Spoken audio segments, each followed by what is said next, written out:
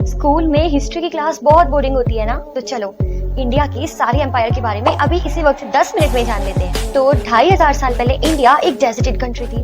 Deserted country यानी कि कोई नहीं। थोड़ा आगे चलते हैं 2000 साल पहले, स्टिल अ डेजर्टेड कंट्री। थोड़ा और आगे चलते हैं 1500 साल पहले। हाँ, अब कुछ इंसान दिख रहे हैं, यानी कि ये वो टाइम था जब इंडो आर्यंस अफगानिस्तान छोड़कर इंडिया आ रहे थे।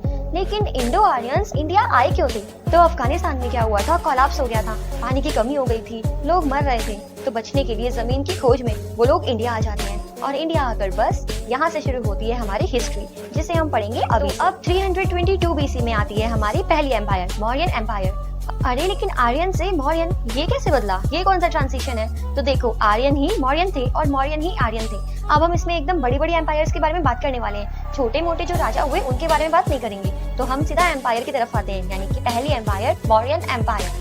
लेकिन मौर्यन आए कैसे? तो देखो, पोरस ने अलेक्जेंडर को मारा और अलेक्जेंडर के मरते ही उसके साथ बना उसके साथ का खौफ, और इसी बात का फायदा उठाया चंद्रगुप्त मौर्य ने। और बस अपने गुरु चाणक्य के साथ चंद्रगुप्त मौर्य ने बनाया एक विशाल साम्राज्य, मौर्यन एम्पायर। लेकिन बाद में वो भी मर गए, लेकिन अफगानिस्तान और आधे इंडिया को कैप्चर करके। तो बस ही वॉज गुड। लेकिन अगर वो गुड थे तो फिर ग्रेट कौन था? ग्रेट थे अशोक, अशोक द ग्रेट। इनके बारे में तो आपने सुना ही होगा।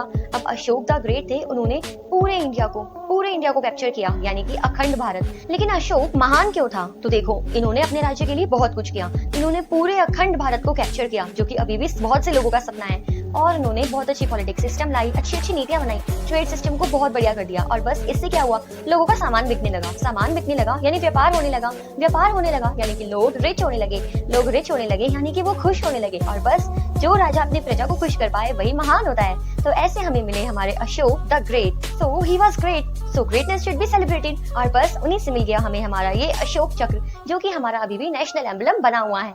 लेकिन एक मिनट रुको, अगर सच में अशोक ग्रेट थे तो मौर्यन एम्पायर के डिस्ट्रक्शन की बात यहाँ से कैसे शुरू हुई? उन्होंने हिस्सा लिया कलिंग वॉर में, और कलिंग वॉर एक बहुत बड़ा युद्ध था। अब इस वॉर को उन्होंने जीत भी लिया, लेकिन एट व्हाट कॉस्ट? बहुत सारे लोग मरे, हजारों लाखों लोग मरे, और बहुत से लोग देश छोड़कर चले गए। और ये सब कुछ देखने के बाद उनका मन बहुत उदास हो गया, और इसलिए उन्होंने संन्यास ले लिया।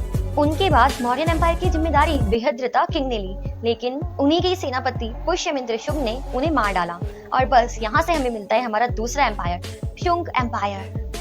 अब राजा बन गया पुष्यमित्र शुंग, लेकिन थोड़े समय बाद उसे भी मार दिया दूसरे राजा ने। फिर नया राजा कौन बना? जिसने मारा उसी के ही बेटे अग्निमित्र को राजा बनाया गया। लेकिन इस राजा ने अपनी बाउंड्रीज को कश्मीर तक फैलाया, और उसके अलावा अपने यहाँ की टेक्सटाइल को वर्ल्ड फेमस कर दिया। और इसकी वजह से क्या हुआ? पैसा ही पैसा हो गया। लेकिन क्या होना था, बूढ़े होकर वो भी मर गए। अब उनके मरने के बाद राजगद्दी को संभाला उन्हीं के वंशज देवभूति ने। लेकिन इनकी भी एक वीकनेस थी, इन्हें एक अप्सरा से प्यार हो गया, और बस वो सब कुछ त्याग कर उन अप्सरा के साथ भाग गए। और इस वजह से यहाँ पर होता है इनके शुंग वंश का सत्यानाश। उनके जाने के बाद एक के बाद 6 डायनेस्टीज हुई, और 6 डायनेस्टीज के होने के बाद अब आती है बारी हमारी थर्ड एम्पायर, यानी कि द चोला किंगडम की।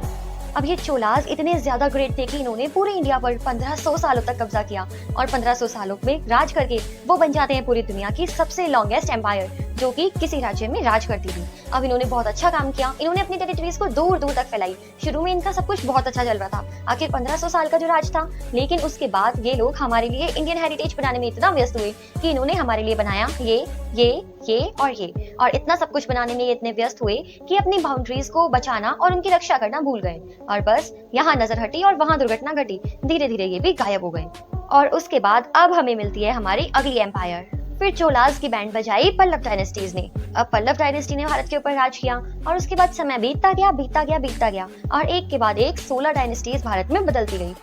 और उसके बाद हमें मिलती है हमारी अगली एम्पायर, द गुप्ताज एम्पायर। अब इस गुप्त वंश की पहले की स्टोरी आप हमसे मत पूछना, हम शुरू करते हैं चंद्रगुप्त वंश से।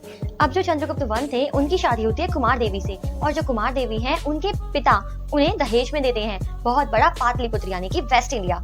और इस वेस्ट इंडिया की वजह से हमें मिलता है एक बहुत ही बड़ा गुप्त साम्राज्य। अब ये जो गुप्ताज एम्पायर था ये बहुत ही बढ़िया था, क्योंकि इन्होंने हमारे यहाँ पर बहुत सारे रिफॉर्म किए, जैसे कि एजुकेशनल रिफॉर्म, साइंटिफिक रिफॉर्म। और ये इतने बढ़िया थे क्योंकि इनके टाइम पर आए कालिदास, आर्यभट्ट, वराहमिहिर, इनके जैसे बहुत सारे साइंटिस्ट जिन्होंने हमें बहुत ही अमेजिंग चीजें दी, जैसे कि जीरो की खोज हुई इसी टाइम पे इंडिया में। लेकिन अफसोस, इतना सब कुछ करने के बाद चंद्रगुप्त एक दिन मर गए। उनके बाद गद्दी संभाली समुद्रगुप्त ने, जिन्हें भारत का नेपोलियन भी कहा जाता है। उनकी तलवारबाजी पूरे भारत में सबसे बेस्ट थी और बस अपने तलवार के दम में उन्होंने पूरे भारत में अपना दोबारा से अखंड साम्राज्य फैला लिया। लेकिन उसके बाद लड़ते लड़ते लड़ते लड़ते लड़ते वो थक गए और एक दिन उन्हें भी युद्ध में वीरगति प्राप्त हुई।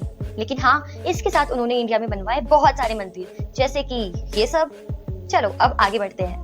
अब समुद्रगुप्त के बाद इनके जितने भी राजा हुए वो बिल्कुल बेकार थे। उन्होंने ज्यादा कुछ तो किया नहीं, लेकिन धीरे धीरे एक एक करके अपने पूरे एम्पायर को छोटा करते गए। फिर लास्ट में उन्हें हुन्स डायनेस्टी ने खत्म कर दिया।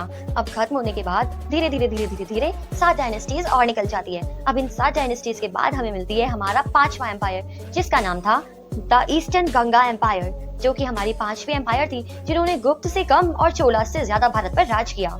अब इनके राजा इंद्रवर्मा वन ने ओडिशा से अपने राज्य को शुरू किया और इनका राजकाज बहुत ही बढ़िया चल रहा था। इन्होंने अपने साथ बहुत सारे साइंटिफिक रिफॉर्म भी किए, बहुत सारी चीजें भी बनवाई। अब यहाँ पर ये इतना सब कुछ कर रहे थे, अब इन्हें अपने एम्पायर में कुछ करने का मौका मिलता, उससे पहले हमारे इंडिया में आ गए हरी चादर ओढ़े दाढ़ी वाले ये लोग। अब जो मुगल्स थे उन्होंने एक बार में तो इंडिया के ऊपर कब्जा किया नहीं था।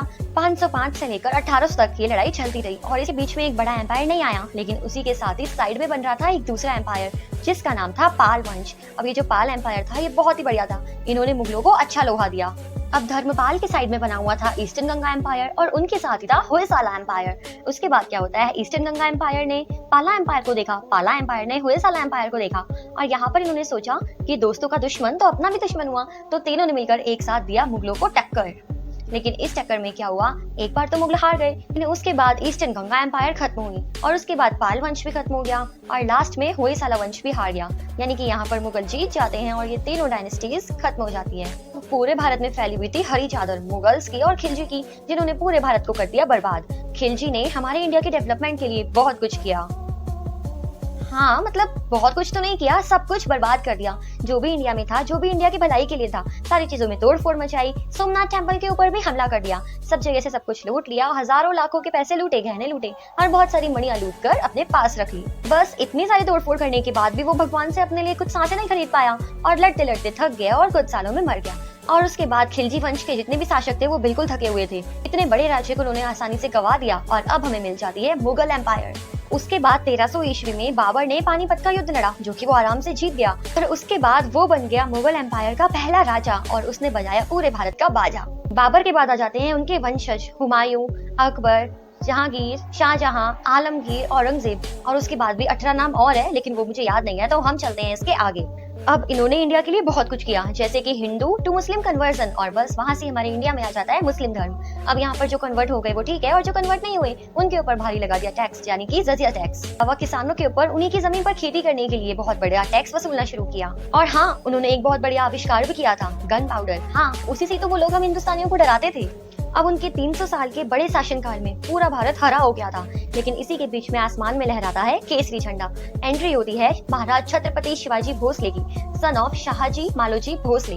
इन्होंने तो आते ही जैसे ही मुगलों की बैंड बजाना शुरू कर दिया था। अकबर को जो उन्होंने धोबी पर झाड़ दी वो तो सभी जानते हैं। अब इन्होंने हमारे लिए ज्यादा कुछ नहीं किया, बस इस हरे झंडे को हटाकर हमारे लिए इस एम्पायर को खड़ा किया, जिससे हमें मिला हमारा 10th empire, the Maratha empire. पर हाँ, इसी बीच में आ जाते हैं captain William Hawkins. We are British from the Great Britain, greater than you, so we want to do business with you. Mughals ने बोला ओके, वेलकम टू इंडिया। अब ईस्ट इंडिया कंपनी का नीला आवेश पूरे भारत में चढ़ता जा रहा था, लेकिन हाँ, पंजाब में 17 साल के रंजीत सिंह उन्हें बहुत बढ़िया चुनौती दे रहे थे। लेकिन नीचे मराठा एम्पायर के तीसरे किंग बाजीराव पेशवा यहाँ पर मुगलों के सामने कमजोर पड़ जाते हैं और वो यहाँ पर हार जाते हैं। वहाँ पर जो रंजीत सिंह थे उन्होंने काफी बार अंग्रेजों को बढ़िया टक्कर दी और बहुत बार हराया, लेकिन अब धीरे धीरे रंजीत सिंह कमजोर होते जाते हैं और सिख आर्मी पंजाब में हार जाती है और बस अब पूरे अखंड भारत के ऊपर नीले रंग का आवेश फैल चुका था और अब हमें मिलती है हमारी last empire, 12th empire, the British empire. सच में अंग्रेजों ने भी भारत को 2 चीज बहुत बढ़िया दी थी, जैसे कि उन्होंने पूरे भारत में रेलवे लाइंस बिछा दी थी। अब ये बात बिल्कुल ठीक है कि उन्होंने रेलवे हमारे लिए नहीं बल्कि उनके खुद के लिए बिछाया था, ताकि उन्हें अपने बिजनेस में बिल्कुल टाइम वेस्ट ना करना पड़े और उनका ट्रांसपोर्टेशन सिस्टम बिल्कुल अच्छा चले। लेकिन अंग्रेजों के जाने के बाद उनकी जो बिछाई हुई रेलवे लाइन थी वो सारी की सारी हमारे काम आई, इसलिए इसका क्रेडिट जाएगा अंग्रेजों के पास। और हाँ, सती प्रथा और कास्ट सिस्टम जो कि इस समय चरम पर था, उसे भी अंग्रेजों ने थोड़ा कंट्रोल किया और जाते जाते उन्होंने हमें दिया इस समय का वर्तमान इंडिया, जो कि हम सबकी जान है। लेकिन इतने में ही पार्टीशन के बाद एक आदमी का दिमाग खिसक जाता है। उन्होंने कहा ऐसे तो नहीं चलेगा।